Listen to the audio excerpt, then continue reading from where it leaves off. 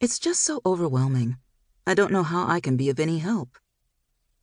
I had just completed speaking at a conference and was walking off the stage. A short break in the conference followed my talk, and I walked into a small group of attendees, waiting to ask a few more questions.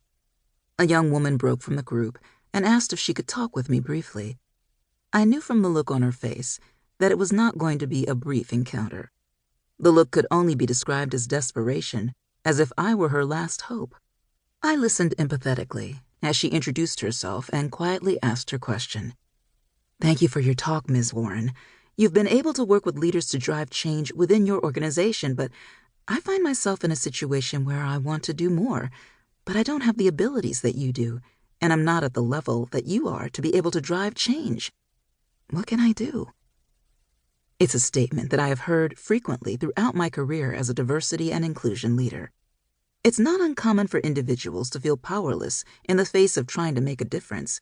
They might feel encumbered by an out-of-touch manager, uninspired by the company's leaders, or worse yet, the environment in which they work is one that does not empower its employees. Together, these factors cause a barrier that can be challenging for employees working toward diversity and inclusion. But it is something that certainly can be overcome.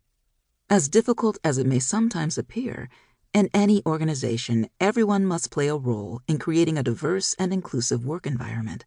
It doesn't make a difference whether you work in a small company, a large company, a for-profit, a non-profit, a government agency, a private company, or a public company. All employees must feel that they have a role to play in creating the culture they would like to see where they work, or the needed change will not happen. Regardless of what you do within your place of work, you have a role in creating change. You may be an employee who does not manage people. You may be a first-line manager. You may be a senior leader, a human resources practitioner, or a person whose role is to lead diversity and inclusion within the company. Everyone has to play a role in driving diversity and inclusion across the workplace. A very wise mentor once told me years ago that the only thing that is constant is change. The ability to either drive or impact change is an advantage. In addition, having resilience to weather change is also critical. The changes we have already seen in the importance of diversity and inclusion to organizations, governments, communities, neighborhoods, schools, and society in general are only going to amplify in the future. I think it is important for people to know that the increase in diversity, equity, and inclusion is not something that is going away. It's not a crisis that you can weather by simply keeping your head down and waiting for it to go away. It is a part of who we are as individuals, and its growing importance is highlighted in a few ways. First, there are several global trends in diversity and inclusion that will impact all organizations in the future. The workforce of the future is going to increase in diversity globally, across all dimensions of diversity. Each generation is more diverse, more interconnected, and more blended culturally than any generation before it.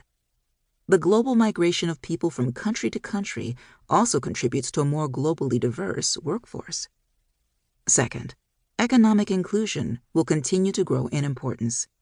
Economic inclusion means that all consumers have access to safe, affordable financial products and services. Companies will need to understand the role they play in ensuring that their products and services and external partnerships contribute to closing the gap of financial inequality that exists across the globe due to political, economic, and social conditions. Third, corporate social activism will increase as a competitive advantage for companies. Years ago, topics such as religion and politics were not openly spoken of in the workplace. Also, corporations focused almost wholly on the bottom line, with social responsibility relegated to their philanthropic efforts. In this day and age, those unspoken rules aren't tenable in the workplace. In fact, with the awakening we see in the workforce and in the world, they aren't even possible. Employees and candidates want to know they are working for a company that has the same values and standards they have as individuals. And social responsibility has moved beyond the corporate responsibility department within companies.